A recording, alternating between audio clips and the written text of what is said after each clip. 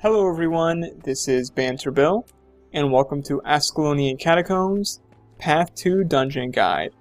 This is not a speedrunning guide, but a guide meant for those who are new to the dungeon, and for those who need a refresher. Starting off, we're going to kill this elite graveling. You can go ahead and kill this guy before everyone is in the dungeon. He's super easy. The main thing you need to watch out for is his weakness attack, because that'll just slow you down in terms of killing him. I go ahead and give the NPC swiftness. I should have done it while they were talking, but honestly I forgot, and didn't realize until I was already up here. Then we're going to go ahead and pick the path, so our teammates who are not yet in can just waypoint over.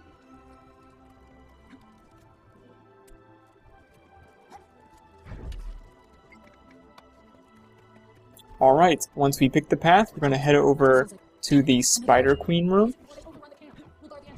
Once you pick the path, that graveling nest will spawn to the left. You can go ahead and avoid it. And you can avoid those traps by just sticking to the left-hand wall. While we're waiting in the spider room, you can go ahead and kill some of the spiders, and you can kill some of the gargoyles on the wall. Gargoyles are very annoying during the main fight because they shoot fireballs at you. To activate the Spider Queen, you have to kill the ambient spiders that have no health. Now against the Spider Queen, as an elementalist, I try to freeze the Spider Queen using my Ice Bow 5, and then use my Ice Bow 4 Ice Barrage. I additionally use my Air Focus 4 to block some of the projectiles from the baby spiders and from the gargoyles on the wall. After that, I just DPS it down with a lightning hammer. Usually though, I use Glyph of Storms, and that may actually be better. However, I noticed I had a second elementalist in the group, so I figured maybe the might stacking could also work here. After that, we pull these champions. You can either stack inside that corridor or over here. Most groups may still be used to stacking over here, although it's not entirely necessary since the FGS nerf. The main thing you need to watch out for with this champion is that if not everyone is stacked properly, he does this burrow evade attack, which is super annoying because he evades all your attacks and you can't kill him. Once you do kill him, you need to navigate this hallway full of traps. You cannot dodge these traps, and you cannot invulnerable through these traps. So you just need to try to make it to the end and pull the chain that stops the traps from spawning. Once you beat the trap hallway, most groups will fight Kohler. I still put it in chat just to remind the group. It is an optional boss, so technically you don't need to fight him. However, he spawns a waypoint, he gives a chant bag, he gives a chest, and he's so easy he's worth fighting. The main mechanic you need to watch out for with Kohler is his pull and his dagger storm attack. Now, if you can reflect his pull, he'll reflect his pull onto himself and pull himself, interrupting his dagger storm. So if you have Wall of Reflection, that is super useful here. Otherwise, I still recommend having a projectile absorbs up, but then you'll need to dodge his dagger storm attack. Once we beat Kohler, we head off to the right. We're going to fight gravelings using these spike traps. Now the gimmick here is that people will be on these switches in the back, and the spike traps will be activated when they pull these switches. Now it's not necessary for everyone to be on the spike traps, even though there are 5 of them.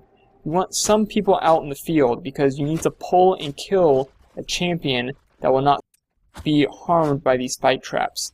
Now there are 2 places you can stack. In this group I tried stacking in the middle, and other groups, as you can see in the bottom left, we stack towards the right.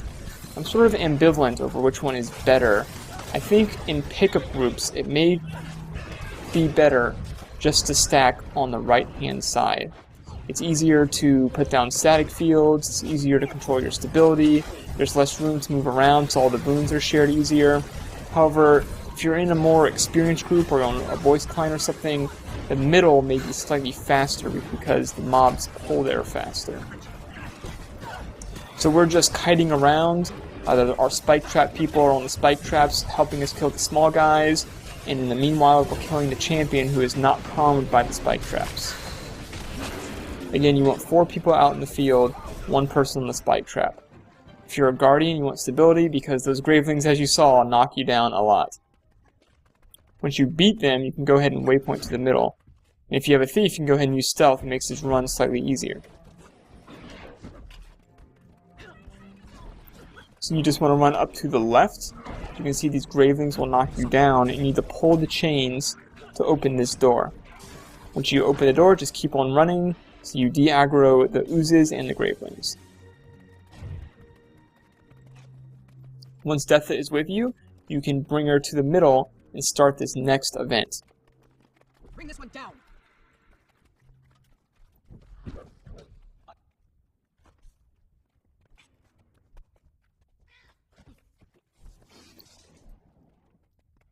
Now, what you're doing in this next event is protecting Deatha as she charges her traps. She'll make 2 circuits around the room, visiting each trap twice. Now, I recommend stacking Might like we're doing, so you can kill the ads that spawn faster. What I do is stack Might with a Fire Field and an Ice Bow. This ability is useful there because usually you're interrupted like first thing when the guys get there. So Deatha will just rotate around the room, building her traps. I also recommend Projectile Reflex. Some of the Elementalists and the Rangers do have projectile attacks.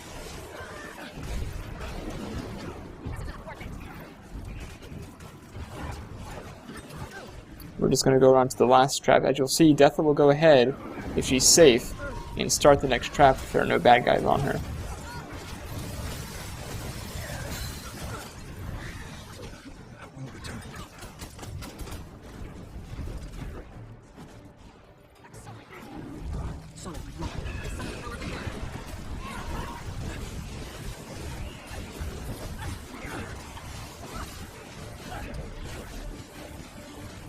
If you want to stealth Deatha, you can. That may help protect her from some aggro, although I think it's not really necessary in a pickup group. It may just be easier to go ahead and kill everything.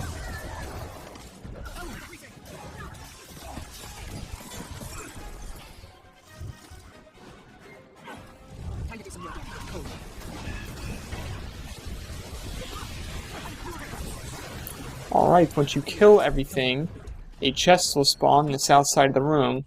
When you talk to Deatha, the final boss will spawn. Now, ideally, you want Deatha to aggro on the final boss. While Deatha is aggroed, if she's not aggroed on you, you can go ahead and use the Spectral Ordnance Guns to spawn the Uzis and charge these traps. To charge the traps with the Uzis, you want to use the 1 skill on the boss to spawn them. Then use the 1 skill to lift the Uzis and the 2 skill to pull the Uzis into the traps. It's critical that you do not use the 2 skill on the boss because that will aggro him. Usually I just like to target when we're trying to pull because you need to have your teammates help to charge these traps. Once you get 3 Uzis in the traps, most groups have enough DPS to kill the boss through a single trap.